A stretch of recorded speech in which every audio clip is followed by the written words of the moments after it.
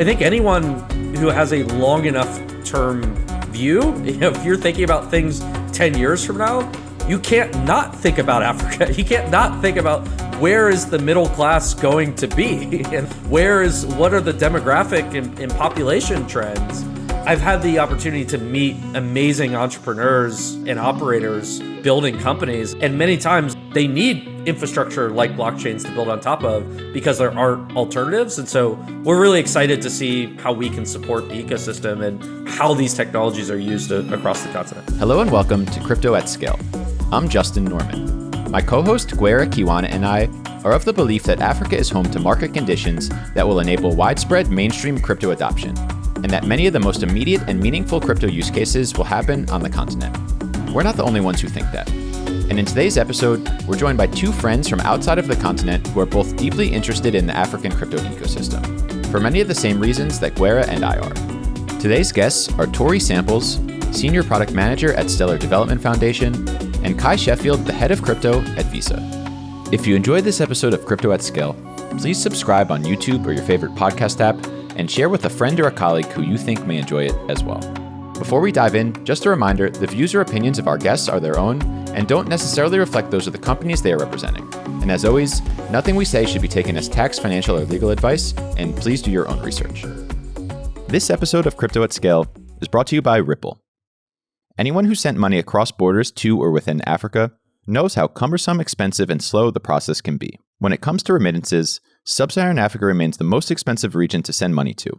And for businesses, trapped capital, slow settlements, and high failure rates pose major challenges. The current financial infrastructure just doesn't work very well for the modern global economy. Ripple believes that crypto-enabled payments can help. Ripple's payment solution, on-demand liquidity, enables organizations to settle global payments in real time at a fraction of the cost and without tying up working capital and destination accounts. By leveraging the digital asset XRP as a bridge currency, funds can be sent and received in local currency on either side of a transaction. And across Africa, Ripple is partnering with local financial institutions and fintechs to bring the benefits of better cross-border remittances to the region. To learn more and get in contact with the Ripple team, head over to ripple.com. Tori, thanks so much for joining us. Can you tell us a little bit about your work at Stellar and the role that your past experience in African fintech has played in your journey into where you are today? Sure. Thanks for having me. So I'm Tori Samples, and I'm in product at the Stellar Development Foundation, leading our humanitarian work and bulk payments, which is obviously a natural pairing, but it actually makes sense. Organizations need to pay individuals around the world every day, whether that's for refugee assistance in emergency settings or gig workers or payroll. And the Stellar blockchain helps organizations to do that at scale. Instantly, cheaply, transparently, all that good stuff with money that comes in a stable form and can be cashed out globally. The bulk payments tool that I work on is called the Stellar Disbursement Platform, which can be used for any type of bulk payments. And the humanitarian program on top of that is Stellar Aid Assist, which has been used by organizations like the UNHCR in Ukraine to send assistance to refugees. With regard to Africa, I've had a long personal history with Africa going back most of my life, even to when I was a very young kid. I've been involved with resettled refugee communities from Africa and the US for many years. I've lived in Tanzania a couple times short term and have always had various things that have kept me engaged with the continent. And then in 2018, I started a company called Leaf Global Fintech that was originally meant to help refugees and migrants to safely store and transport their assets across borders. That became a general purpose digital wallet that operated on both smartphones and non-smartphones and was built on the Stellar blockchain. We were actually the first to offer blockchain-based services to people without smartphones through USSD. And I was based in Rwanda for several years, leading our team there until we got acquired by a US company, publicly traded US company called IDT last year. And so I joined them and transitioned things over before coming to SDF. Cuy, good to have you here as well. I think Visa needs no introduction, but could you give us a little bit of a summary about the work that you're doing specifically in crypto with Visa and why you in particular have had a keen eye on Africa? Sure. It's great to be here. And when we think about crypto at Visa, we always start by saying crypto isn't just one thing. We see it as like a collection of technologies that have many different use cases and are evolving at a pretty rapid rate. And so we really look at it just objectively as if these new technologies like public blockchains, advanced cryptography, distributed systems. How can we apply them to our existing products and to our existing network in VisaNet? And then what can we build on top of these technologies outside of our network? I think we're really fortunate to be able to take a very long-term view. We actually started the crypto team back in the last bear market, late 2018, early 2019. We tend to prefer bear markets in crypto winters. There's just less noise and less distraction. You can actually focus on the technology and how it can be applied. And so as we think about what impact can these technologies have over the next 10 years, and how will they be used and applied within the payments ecosystem?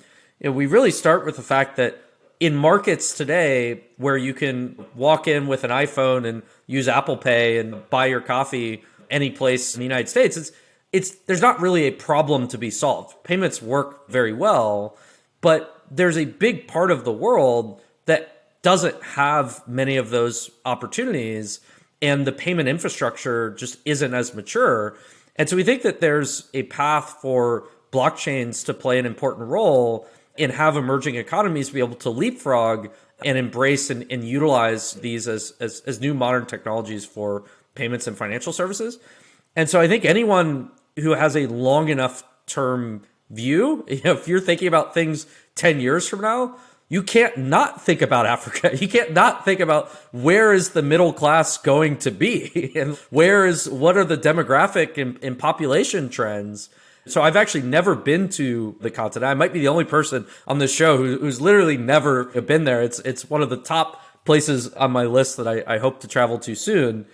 But I've had the opportunity to meet amazing entrepreneurs and operators building companies, and just incredibly impressed by the talent and the motivation and what people are building. And many times they need infrastructure like blockchains to build on top of because there aren't alternatives. And so we're really excited to see how we can support the ecosystem and how these technologies are used across the continent. I think that trip is long overdue now. It is. I don't travel a lot in general. So it's not like I'm going all over the world. I'm just not going to the continent. It's the next major trip I make, we'll have to all go together. So I'd be remiss if we didn't look to history to inform future relationships between the global north and Africa specifically. So historically, this relationship has been characterized by significant imbalances driven by exploitation. Although inequality still persists between these regions, advancements in technology, education, and the emergence of successful Pan-African initiatives have helped to rebalance the scales. So we're seeing a new scramble for Africa. So with crypto innovators taking steps to engage and contribute, go after the opportunity that exists on the continent. So this time, the energy for this scramble for Africa is less about extraction and more about collaboration toward a shared vision of driving growth for the next generation of adoption, but also really for the next generation of growth of the continent. So Cuy, let's start with you. Visa have recently pledged to invest $1 billion in Africa over 5 years. Can you talk more about this and what your thoughts are on how this is going? Yeah, so we made this pledge in late 2022, and it was really an important moment and commitment step for Visa in Africa. And these investments are going to be focused on a variety of things around the payments ecosystem, from Visa Direct and tap to phone and many new technologies that we're exploring and experimenting. But it's also going to include a big focus on expanding financial inclusion, helping small and women-led businesses, and really strengthening our local presence. So I recognize that sitting in San Francisco, I can't understand what's happening on the ground and build products that are going to help people's lives. And so we need to have talent that we can work with in the region. And so we set up a Sub-Saharan Africa Innovation Studio in Nairobi. We have the She's Next grant program in Kenya, South Africa, Nigeria, Morocco, and Egypt. And then we're setting up more local operations. And so we opened an office in Democratic Republic of Congo, one in Ethiopia. And so we recognize as a company, again, as we think about our future and over the next decade, there's a huge opportunity and role for us to play. And we think if we're successful, it's a big business opportunity. It's a big opportunity to help bring more people into digital payments and improve lives. So yeah, very deliberate attention being paid to the continent of Africa, and Visa, large player in the fintech payment space, and with also a lot to lose, really. Historically, Visa's been so card-focused in Africa, where card penetration and even card acceptance is still quite low. It's really cool to see that Visa obviously is continuing this DNA that you guys have of financial services innovation. Crypto has a role to play. So, Tori, we're going to come to you. So your background in African fintech and your current role at a layer 1 blockchain foundation shows a clear Venn diagram that puts you in a rare position to uniquely understand the journey of financial inclusion and what role L1s can play in this space as well. So what kinds of conversations are you having regarding Africa right now? Well, thankfully, I think we've mostly moved beyond the narrative of Africa being a taker or a receiver of resources from other parts of the world. Africa is generative and has collectively started to take care of its own in the crypto space. And that makes sense, right? So Africans are best positioned to know what Africans need. I'm thankful that I get to come alongside and build interesting products that enable people to achieve, or at least try to achieve, their full potential. My journey is definitely one of learning, by no means an expert, but by immersing myself and my life in the day-to-day experiences of my users, I can translate that to other parts of the world. There's still a huge gap. I talk a lot about the differences between what's on paper and reality, kind of going both directions. People in the West don't have a lot of direct experience with Africa, by and large, generalizing here. And so they rely on what they see, which is usually in reports or on websites, and those aren't always accurate, and things change quickly. And so I do a lot of explaining. One that came up recently was around the idea of financial access. A very well-respected institution that I work with was saying that, well, not that I work for directly, but that we work with as a partner, was saying that pretty much all East Africans are financially included because mobile money is available in those markets. And for anyone who has lived it, that doesn't touch what makes mobile money hard or inaccessible to some, which is an ID to get an account set up, high peer-to-peer transaction fees, at least outside of Kenya, consistent access to a charged phone. And so availability doesn't touch day-to-day use. If financial inclusion is made up of financial access, usage, and quality, you need all of those. And a service being available doesn't mean that it's being used effectively. There's this narrative that I've seen lately that all the good African opportunities have already been seized. And I vehemently disagree with that. Go walk around on any given street and you'll see that there's still plenty of opportunity to go around, and that current fintech and blockchain offerings still aren't meeting the day-to-day needs of many people across the continent. My personal opinion, I'll say, is that savings are sexy, no matter how they're built or where they're stored.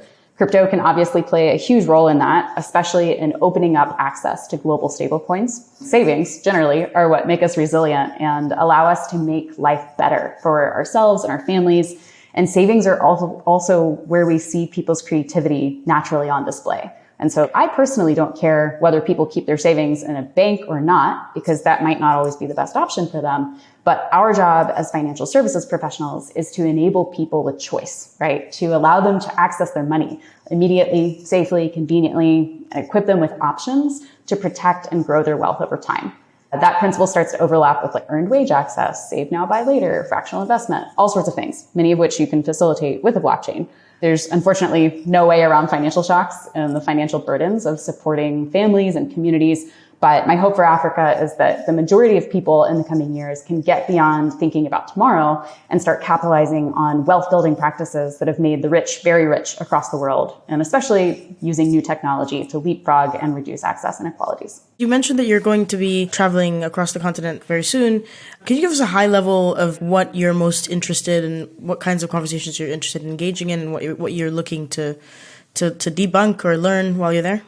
So I'll be there specifically to attend a couple events, one in Kenya, one in Rwanda, but my personal excitement is all around the conversations that I get to have with builders, with users, with legacy financial institutions to figure out what is keeping them from leveraging this technology that has been around for a while, but isn't exactly widespread. And of course, I work for the Stellar Development Foundation. My interest is in seeing people utilize the Stellar network. But just generally, I feel like there's a gap still between what could be and what is. And that's what I want to learn more about. We should actually, Cuy, ask you that same follow-up question, because even though you talked about having not traveled to the continent before, you mentioned having a lot of questions to Africans across the continent. So what are the sorts of things that are interesting to you? We're gonna talk about your personal interest in NFTs in a minute, so maybe don't answer that. But in general, some other things that are interesting to you about the responses you're getting and the conversations you're having on the continent. Yeah, I think one of the most interesting things that we've seen is the demand for stablecoins and the type of activity of developers building products around them.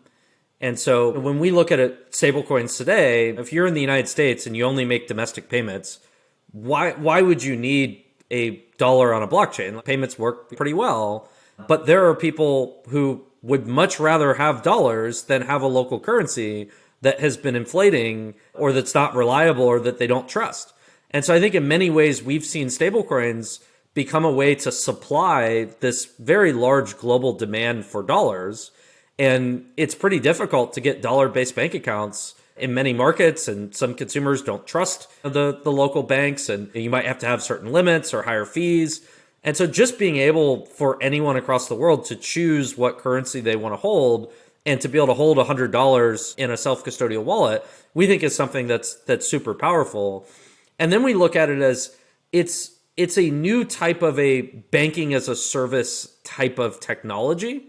So a lot of fintech in the United States and in a number of developed markets, it's really been interfaces that have been built on top of banks. They've been usually well-funded entrepreneurs that have a history of success that could go raise money and then go partner with a bank and build an interface on top of it. But that doesn't really work if you're 3 people and you're 18 years old and you're talented developers. It's pretty hard to go and convince a bank to let you build on top of them.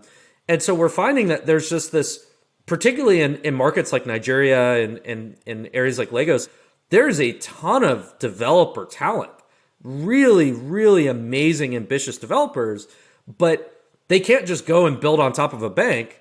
And so they look at blockchains and the APIs that blockchains offer as infrastructure that they can build on top of. And so we think the barrier to entry to building new financial products is going to get lower and lower.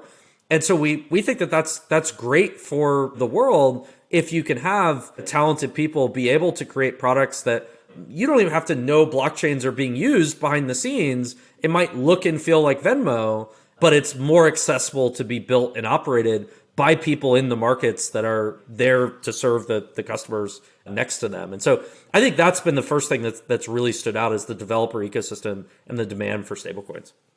There's a couple of themes that come up, right? Permissionless, borderless, accessibility, all of these things that we talk a lot about in the global context.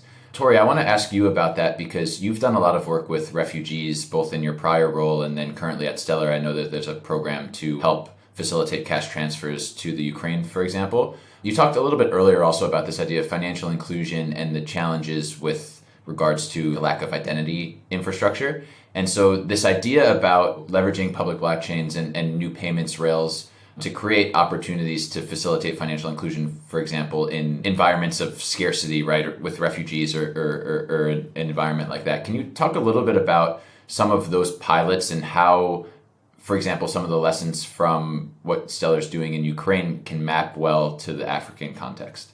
So I should caveat that SDF builds products and releases them open source so that anybody can use them. The pilots that have gone live with Stellar Aid Assist and the Stellar Disbursement Platform, or that have been publicized, have been conducted by the UNHCR and the International Rescue Committee, IRC. But it's their money being dispersed in those cash transfers. They're the ones who are actually running those tools, which is incredible if you think about it, that the UN, this very legacy institution, UNHCR, is able to tap into the power of this new technology and use it to benefit people all around the world. I think that's amazing. And it doesn't have to be run through an organization like SDF. It's a decentralized technology, and we're seeing the power being put, the agency being put into the people who are actually the experts on this. And so I think that's great overall. I would say that the lessons that kind of map to the African context, the overall one, is just make better products for the senders and receivers of funds so that the inefficiencies of the legacy financial system no longer disproportionately affect people working in emerging markets. That's been the case over time. That's why we can say that payments aren't really an issue in the US anymore, but they still are all over the world. With the Stellar Disbursement Platform, the SDP, the UNHCR has been public about its use of it in Ukraine, but we actually built it to be used in any geography. And that's for any time an organization needs to send money to multiple people at once. We've seen so far that the user experience for the receivers of funds is critical. That experience of being able to easily be invited to an easy to use digital wallet with minimal setup and no understanding of blockchain required, that is a viable path into the world of crypto for most people. Cash transfer programs will continue to benefit from this technology and continued use by UNHCR and others, but that isn't the only use case. And so I think a lot about Uber drivers in Kenya that shouldn't have to wait months to be paid. I'm thinking about government programs that need to ensure that every shilling or franc or whatever reaches its intended destination with transparency and efficiency. I'm thinking about multinational companies that need to pay people, pay their staff in various countries around the continent. The Stellar Disbursement Platform does all of that. And all of those transactions are written to the Stellar blockchain, which obviously starts to tap into those fast, cheap, transparent, accessible, all of those great things. But from what we've seen in Ukraine and elsewhere, overall, again, we need to make the crypto world accessible with tools and technologies that people already have, and it needs to be interoperable with systems that they already use. That's what's going to make it successful. You have to layer onto existing patterns in people's lives. That's one general just product principle, right? But it especially applies, I think, for crypto and blockchain. We have to keep that product mindset. My favorite thing personally, just look at people and how they pay for electricity. Make that a ramp into and out of digital assets. That's going to change the world. Cool. Thanks, Tori. And Cuy, coming back to you, I think Tori just talked about a sort of wide variety of use cases of crypto. And one use case in the Web3 context in particular that you've been very vocal about is NFTs. And we talk a lot at Crypto at Scale on the Flip about African creatives and sort of the opportunity to build up those industries in the context of comparative advantages for the continent. So can you talk a little bit more about that, why you have such an affinity for them, and in the context, again, of this idea of permissionless, borderless, what that means for Africans in particular, in your view? Yeah, so I've been excited about NFTs for a few years now, and we've been closely following and engaging with communities here at Visa. I think we've kind of started with this notion of creators are kind of the next small businesses. They're just digital small businesses. And if you look at what are young people going to do or want to do to make a living, many of them are spending a lot of time on the internet. They're creating, whether it's music or art or content. There's so many different aspects of it. But I think too often people think about small businesses just as brick and mortar mom and pop shops. So we like to think about small businesses as individuals that are just trying to make a living. And so if you're a talented creator, and we think talent is distributed all over the world. So it's not that you have all the talent is in the United States. In fact, I think there's so many amazing creators who are creating art and music. And if you look at Afro beats and how globally popular some of the content and music is becoming, the question is, how can you monetize it and make a living through it? And I think historically, the main monetization for the creator economy has been advertising revenue. So it's been you are trying to get eyeballs or views, and then you get paid a small amount of money per that by a large social media platform. And I think it was actually one of your earlier shows, and hearing you interview some creators and say, wait a minute, if you're a really popular creator in Nigeria, you're not going to make as much in terms of advertising revenue as a popular creator in the United States, because advertisers are willing to pay less, because the eyeballs are willing to spend less. And so it's not the best monetization to enable the middle class of creators. It kind of skews to either you're Mr. Beast and you have billions of eyeballs and you get paid a lot, or you only have a few and you can't make a living. And so we would like to see the creator economy become more commerce based, where people can actually sell goods instead of just trying to sell attention. And it's hard to sell physical goods to a global audience, because then you have to deal with distribution. And how would you ship physical art from a creator in Rwanda to my house in Menlo Park? It's just very cost prohibitive to be able to do. And so we see blockchains as just these rails that can distribute and deliver digital goods to any blockchain address. And so your blockchain address becomes like a shipping address.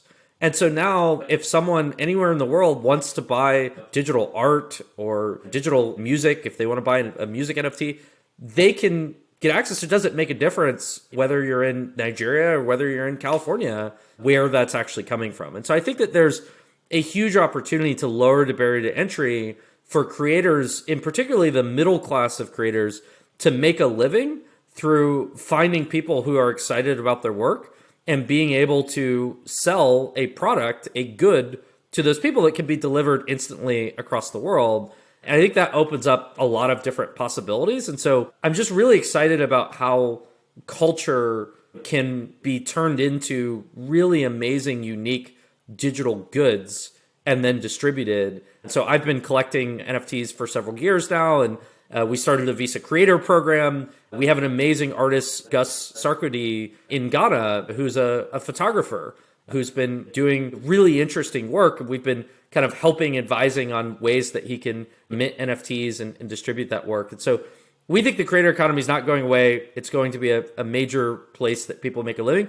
And in fact, it's going to be an on-ramp for crypto, where if you get paid, if you are able to sell a good and you get paid in a stable coin or in a cryptocurrency, that might be one of the easier on-ramps for people to get into these digital economies versus having to take existing fiat and go and find some way to convert it into crypto. Just as a follow-up question, I think I want to ask both of you this question. We talked a little bit about the paradigms from a technology perspective of what blockchain technology allows your respective organizations to do. But then you just talked about it a little bit, Cuy, with respect to business model, right? So moving from an advertising-based business model to a commerce-based business model. So how do you guys either individually or your organizations think about the opportunities to leverage new business models that are made possible by public blockchains, and perhaps in the context of fintech in particular, where we always talk about fees, right? Are fees going to go to zero for payments? And that's a big question in the mobile money context or in the African fintech context. Do you think about that business model question in a different way in the crypto context? There's something there. I don't know the answer, right? So there are a lot of things that I think are being explored right now, but we have yet to figure out what's going to stick. And that's okay. That's a natural learning cycle. I think that we've definitely seen as access opens up to global stablecoin markets, and there are more seamless ways to get money in and out of the digital economy, it does open up opportunities, whether that's at an individual level for creators or a more institutional level. I love the creativity that I see in different forms of payments models, whether it's buying now, paying later, saving now, buying later, all sorts of things. But I think that it's going to look a little bit different in every market, probably. There's no one answer that's going to dominate business models for everyone everywhere, right? So much of it is dependent upon that local context and local purchasing habits, comfort with technology, all of that. So that's a very long way of saying, I don't know, but I'm excited to see. The way that I like to think about it is, we kind of go all the way back to Visa has this really rich, unique history. We've been around for 60 years now. And so when Visa was started in the late 60s, the original vision and mission was to be the premier system for value exchange. And so it was so much grander than we're not just a card network for consumer to merchant payments. There are many different types of value exchange that are going to exist. And our goal is, how do we create value and participate in that value exchange and help people be able to benefit from it. And so when I look at blockchains as like general purpose systems for value exchange, where there are many different types of transactions that run on blockchains. There are stablecoin payments that are B2B and P2P, and we don't see that many that are consumer to merchant yet. There are NFT mints, people creating a digital good, people transferring a digital good. There are DeFi loans. There are governance votes. There are all these different types of value exchange. And so if you think about Visa's overall addressable market as just consumer to merchant payments using a card, that's one thing. If you think about all of these new forms of value exchange that many of them didn't even exist, creating a digital good, that wasn't a transaction. There was no transaction that needed to be processed. There were no fraud tools that you needed when you created a digital good. So we think that there are going to be a lot of different roles that we can play, both at the infrastructure layer as well as value add services, if our clients, between merchants, banks, fintechs, and consumers, are going to want to interact with these networks. How can they do that in a safe, secure, and reliable way?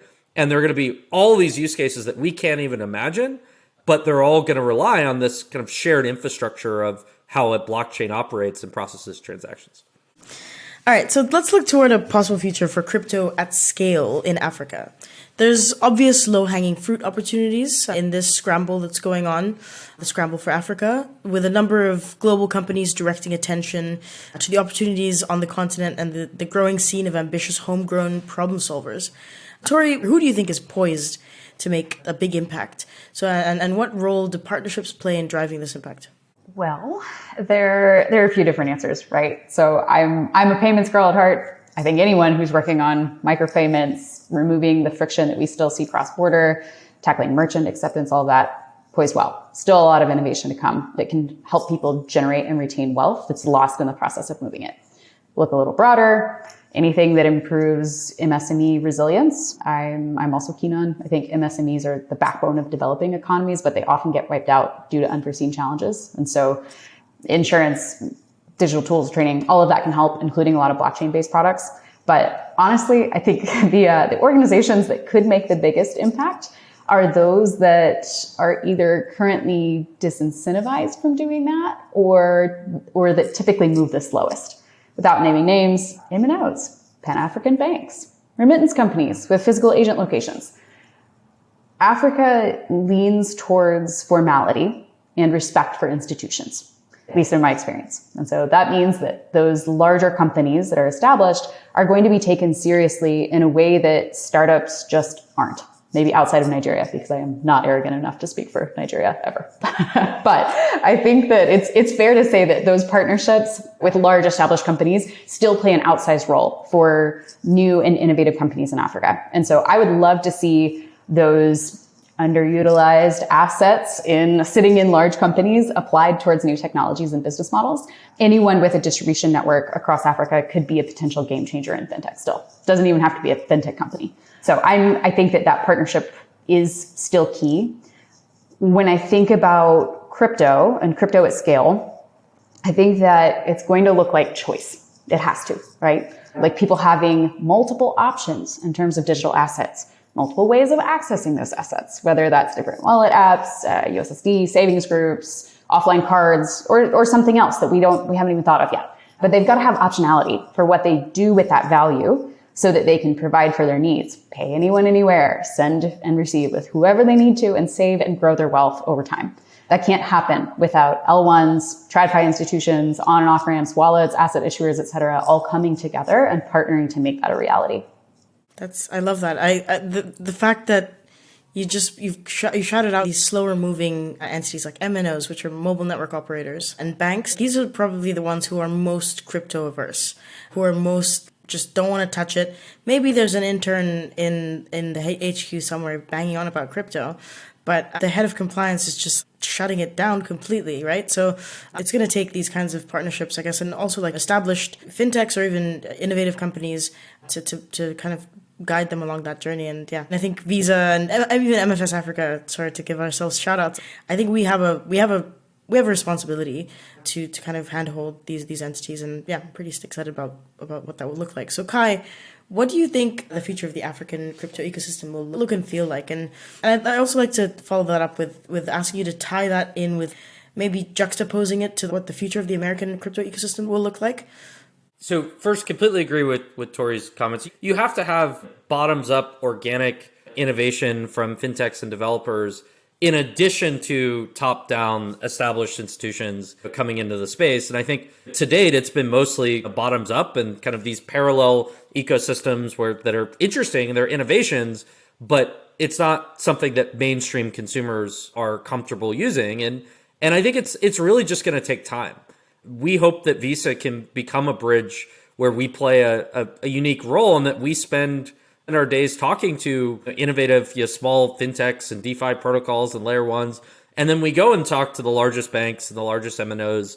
And so we want to be a resource that can help them, again, understand this as a technology. I think people get way too emotional about crypto. They hear crypto and they're like, oh, crypto, versus just people don't get emotional about cloud computing. They don't get as emotional about AI. Now they're getting more emotional about AI. And so I feel like it's a little different. And so just to kind of take a step back and say, there are a number of emerging technologies that show promise for different innovations in payments, financial services. And it's going to require large institutions that have the distribution and have trust to commercialize many of them. And they'll have to do that in partnership and learning from smaller companies that are always going to lead the way. And I think part of it is for blockchains to be successful, most people should never have to know what a blockchain is. And I think today we're at a point in the industry where pretty much every crypto wallet or everything that uses a blockchain, you know it uses a blockchain. And it's many times it's like that's what's advertised. It's a crypto wallet. You want to trade crypto. Speculation is still one of the main use cases. I think we're finally getting to the point where the infrastructure is maturing enough where you can start to build products that you don't have to explain anything about a blockchain or a cryptographic key. You just give someone an app, you give them a wallet, you give them a product, and you say, hey, use this to send someone money. And the technology is abstracted away behind the scenes. And we don't think anyone should have any more brand affinity for a blockchain protocol than they should for an internet protocol. It should just work. And I think that if you can combine large trusted institutions with distribution, commercializing these technologies but abstracting them away, they could start to power real products and services without people even knowing what they are. And I think that's a win. That's a win for crypto. And too often we focus on trying to convince people to make an explicit choice that they are either into crypto or not into crypto, which I think is just most people don't care. They want a product that can benefit their lives. And so I think that from a payments perspective, there's so much more opportunity in emerging markets and across the African continent than there is in the United States. And I think in the United States, there are payment flows, large value, cross-border B2B. If you want to send $1 million on a Saturday, stablecoins are probably the best way to do that. I think that you'll see interesting things like streaming micro payments and kind of some of these futuristic use cases. So it's either really big payments, really small payments, kind of at the edges. But I think across the continent and in a number of markets there, you could see actual mainstream adoption and usage of blockchains for all different types of payments that were really where blockchains start to displace cash. And I think that in many ways, they are global real-time networks that already exist that you could build on top of, which is easier than trying to go market by market and having central banks and governments build their own RTP rails, which you've seen, there have been successful cases in Brazil and India, but there's still a long way to go. And so I tell everyone, it's just going to take time. And I think the combination of these things coming together, question that there will be value created, it's hard to predict who the winners are, but it takes many years for those types of changes to happen. To piggyback on what Cuy was saying and really give a shout out to Visa for the innovative work that they've done in being that bridge. So speaking as a former fintech founder, as an entrepreneur, that credibility for startups in tagging along through a program like Visa Everywhere, all the work that Visa's done with Visa Everywhere initiative, Visa Direct, like all sorts of innovative programs have made a huge difference for fintech founders around the world. And that bridge is, I think, imperative for long-term success, because having organizations like Visa that can go into those longstanding institutions or a room full of central bank governors and can share about the value of new technology and get their compliance teams comfortable and have a handful of fintech companies that they already work with, like that is something that those companies couldn't do themselves. And so I think we need more of those, and Visa has been a leader in that space for years, and I hope that they continue to do the same. But yeah, I've personally benefited from those, and I really appreciate the work that they're doing in that space. Continuing to push the envelope, and yeah, Cuy's definitely leading that charge, and I don't envy your role, Cuy. I I think there's definitely still a lot of minds to be changed or journeys to be handheld through. So yeah, shout out to that. So I'm going to actually ask Justin to say something real quick, because we had a listener community event in Joburg, and Justin, you said something really cool, which was, again, drawing parallels to what we're seeing in crypto now. And you described how the media industry was seen, new media. Would you mind giving that spiel one more time? Well, I was saying how in the early days of the internet, right? And I guess it maps to Web 1, Web 2, Web 3, but in the early days of the internet, there were internet companies, right? And now every company is an internet company. And then during Web 2 and social media, there were a lot of new media companies or people in a new media role. And right now, when you say new media, it makes you sound old, right? But I guess every company is already doing social media and digital marketing, all of these things. And I think the extent to which crypto becomes well penetrated will be indicative of us not talking about crypto companies anymore, kind of like AI as well, right? Where how AI is being absorbed into a lot of different kinds of companies, and there's infrastructure underneath AI. But I think that, and I'd be interested to hear what you guys think, but I think that for crypto to be mainstream, we don't really want to be talking about crypto companies. We just want to be having those use cases be a part of commerce or be a part of payments or whatever it might be, and not look at it as a distinctly separate thing. Yeah. Like having the use case of UNHCR is able to disperse funds to refugees in the Ukraine crisis immediately. I don't have to talk all about what the fact that there's a layer 1 blockchain and a protocol. Like I don't care. Just if we get to a point that, Tori, you can just talk about it as like, yeah, we helped UNHCR get money to people in need as quickly as possible. That's the dream. Yeah, that is the dream. I was just saying, even on that point, it's interesting when I've met a number of founders building on the continent, even if they aren't crypto companies per se, even if they don't operate or offer crypto products, to hear how they still may be using stablecoins in their corporate treasuries to store value, to move value, to pay suppliers. I think that's one of the best examples where you're going to have many different companies that are just going to incorporate these technologies for their own internal uses, even if the end product that they're offering to a consumer has nothing to do with crypto. And I think that's the role that stablecoins can play, is if you're starting a business that's a global business and you're outside the United States, you probably want to have some access to dollars.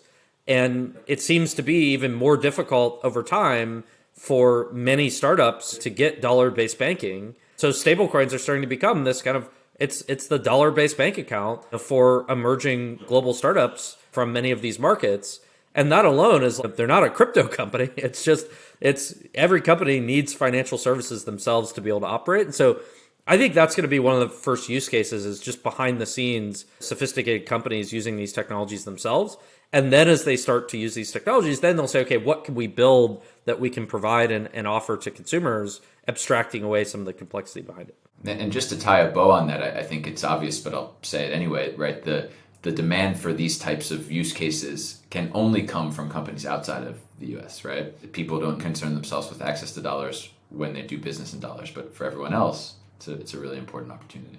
We're going to wind down. I think I'd really love to grab a glass of wine or beer, whatever, coffee with you guys. And I think we could talk for hours and hours about this. But every week we ask our guests to give us 1 or 2 recommendations of sources that they recommend our Crypto at Scale community to really about what gets you excited about crypto.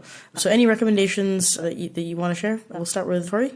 Well, I strongly believe that there's no better teacher than your average user. Go talk to them without being creepy. Ask them how they get paid, how they manage their money, who they send money to, and how often. Make sure they know that you're not trying to rob them or anything. But I found that people are actually quite open about that, because they're proud of the little creative hacks that they do to retain their value, and they're very open about the things that frustrate them about their financial system. So that would be my number 1 recommendation, is like, go be out there, be in the real world. Then go look at crypto stuff. Yeah, on the crypto side, there's a lot at the intersection of blockchain and crypto and financial inclusion, which is kind of where I hang out. Organizations like the Alliance for Financial Inclusion, AFI, is a really good one. I would be remiss if I didn't mention that if you want to learn about Stellar, SDF publishes a ton of helpful resources we're really focused on real world utility. And so we do a lot of research in that space. We concentrate on policy and making it very easy to build on the Stellar network. Our CEO also has another fantastic podcast called Block by Block that showcases industry leaders at the intersection of crypto and the real world. Brilliant. Thank you. Cuy, any recommendations? Anything that's getting you excited about crypto right now? First, what I recommend to everyone is just go on chain. Use crypto products, try out wallets, try out different blockchains, try out different, don't spend a lot of money doing it, but you can sign up for a wallet and get $5 of USDC and send it back and forth, or you can mint an NFT. There's just so many things that you can do. And it's very hard to understand where we are and how these technologies are progressing if you're not using these products. And I find that you have people who are in the crypto community, and you ask them, how many wallets have you tried? They're like, oh yeah, I only use one wallet. I've used it for 3 years. It's just, you have to continue to try these new technologies. And so that's the first thing and we do this internally. We go and help executives set up their first self-custodial wallet and teach them how to mint an NFT. And you kind of see how far away we are. Whoa, that was harder than I thought. But you could track where the industry is going by using the products. So that's the first piece. And then the second is on-chain data is an amazing resource. And I think where we are today in terms of the tools and the dashboards and kind of what you can look at and monitor versus where we were last bear market, it's night and day. So shout out to Dune. We're huge fans of Dune, and just the ability to create dashboards, to then look at all the dashboards. There's a real community in Discord. And so we have people who are learning SQL to do on-chain data analysis. And I feel like that just as a skill set, anywhere in the world, you have this one of the most valuable data sets that you just have to learn how to query. And there's an infinite amount of things that you can ask it. And so that's an amazing opportunity to just build a reputation and write queries, create dashboards, follow it. And so we track on-chain data very closely, learning how to do that across chains. How are stablecoins being used? What's the market share of Tether versus USDC? And so I believe in completely agree with Tori. Go talk to people. If you talk to people about how they interact with money and payments in general, if you use the latest products and try them out, and if you go deep on-chain data, there aren't that many people who actually do all three of those things on a regular basis. And so that really differentiates you, and you can build a deep understanding and expertise on where it's heading. It's not orthodox for us to make recommendations, but I will make one because it ties into everything you guys have said and also ties into the event we had in Joburg this week. So Emerging on Chain is a new publication / community that is releasing basically they're demystifying the African crypto story with data, content, and intimate events. So that we collaborated with them in Joburg for this event. A lot of reports we're seeing out of African crypto right now are a lot of hype and a lot of crap, to be honest. There's a lot of false numbers. Some of these reports, you can just easily fact check them using Dune, right? You can fact check them using like zapper.fi. There's so many things that they're getting wrong. And I think Emerging on Chain is doing a great job of actually using real on-chain data and telling stories about crypto in Africa. So yeah, definitely check them out. Emerging on Chain. Thanks, Guerra.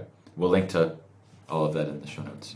But that wraps up today's discussion. Tori and Cuy, thank you so much for joining us. We just gave our recommendations. Can you just share briefly where can people find out more about you and your companies? Cuy, we'll let you go first. I'm on Twitter at Cuy Sheffield and visa.com/crypto. Thanks. Tori? I'm Tori_Samples on Twitter and at Stellar.org, also on Twitter. And you can find us on Twitter at Crypto@Scale. And if you enjoyed this episode, please do hit that follow button on your favorite podcast app and share with a friend or a colleague who you think may enjoy it as well. Tori and Cuy, thanks so much for joining us.